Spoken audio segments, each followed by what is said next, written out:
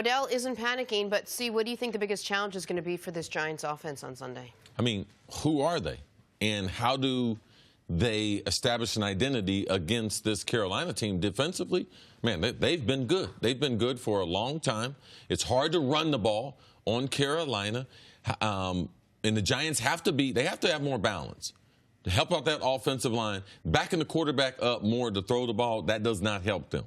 You know, it's time to put that workload on Barkley and that running attack so that you can help out that offensive line. If they're not able to do that, they're going to take too much risk. I believe Carolina forces Eli into turnovers, and it's going to be hard to win games if the Giants turn the ball over, Nick. This, especially when they're not turning anybody over this year. They're 25th in the league in turnovers. Well, at least they're also not sacking the quarterback. They're 31st in sacks. So we have focused a ton on the Giants' struggles on offense. The defense isn't making big plays. Like, that is one way to help your offense, is to give them short fields, God forbid, score defensively. They're doing none of that. And so right now you're a Giants team. I think you hit it on the head. What is your identity? You should be, theoretically, a quick strike offense. You got quick strike players. Odell, we know. He made his name not just with the spectacular one-handed catches, but with taking the most basic route in football, that quick slant to the house. We saw Saquon in his first game as a pro. That was his first game, right? Where he bounced it outside for 64 yards. Like, we know they have the playmakers to do it. I would like to see a little more creativity from their offensive coordinator, Mike Shula.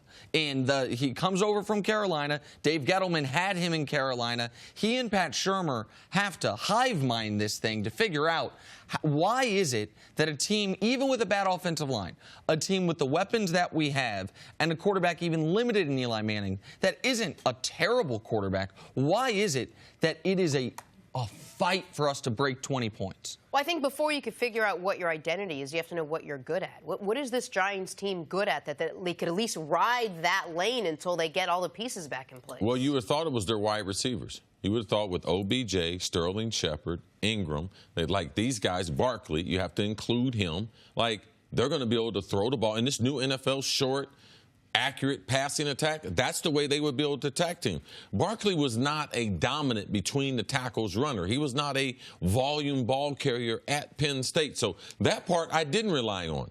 I knew the Nate Solder, him being acquired in free agency, I knew that was going to limit. I don't think he's a great football player. I think he's a good football player in free agency that warranted a great salary. I think the expectations that go with the salary, they don't match up. So for me, I was not as enthusiastic about that. When you move Eric Flowers from left tackle to right tackle, at some point you just have to, man, I made a mistake.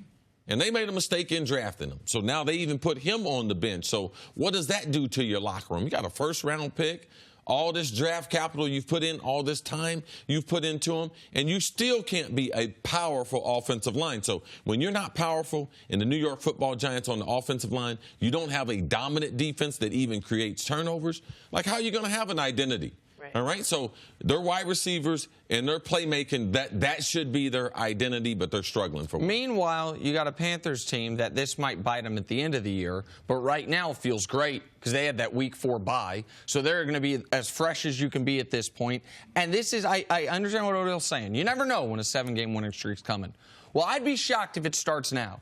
And your next 3, you're at Carolina, then Philly for Thursday night, then at Atlanta. You're already 1-3. You are playing Carolina and Philly, I believe, are two of the, even though Philly's only 2-2, two of the best teams in the NFC, and Atlanta as potent of an offense as we have in the league. Like, this is, you needed to start your first quarter of the season in better shape when these are your 3 games to start the second quarter of your season. And this is not the first time that Mike Shula has been criticized for lack of creativity. Man. There's a reason why the University of Alabama called Miami Dolphins to get Nick Saban. It was because Mike Shula was the coach, and they wanted creativity, not only offensively, but defensively. Carolina Panthers, if you talk about Cam Newton, man, was he supported. I mean, they came up with some creative ways to run the football. But as far as passing the game, man, NFL teams were not going to Carolina. You know, hey, man, let's steal some of your secrets. No. Man, you guys are doing some great little concepts. No, so that's something to really watch as the Giants move forward, that relationship with Eli Manning and what they're doing offensively. And whatever Mike Shula had been working on the last few years in Carolina, almost none of it is transferable to the Giants, because Carolina's got, we use this term too much, but a true unicorn at quarterback. Yes. They got one of the best running backs in the league who plays quarterback for them. So there is nothing you're going to do as far as a very physical offensive line. A very physical offensive line and a quarterback that has more touchdown runs than any player, not quarterback, any player in the league since he got here. There's no player more different than Eli, than Cam Newton. So whatever Mike Shula's like, oh, this is what worked for us in Carolina. Well, think about the offense they ran in Carolina. When they were throwing the ball, it was a deep shot offense, trusting Cam to be able to have time, to have receivers break downfield, or some rushing attack that involved the threat of the quarterback running. Eli ain't running nowhere but to the sideline this year.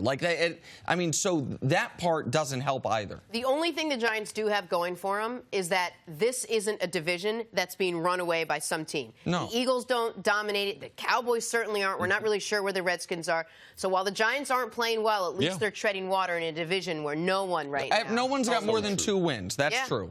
But I worry if it's going to take till week 9 for the Giants to get 2 wins. All right. Thanks for watching. Subscribe here to get the latest from the show. Also, be sure to check out more of the best clips from First Things First, or go watch a few segments from our other shows on FS1.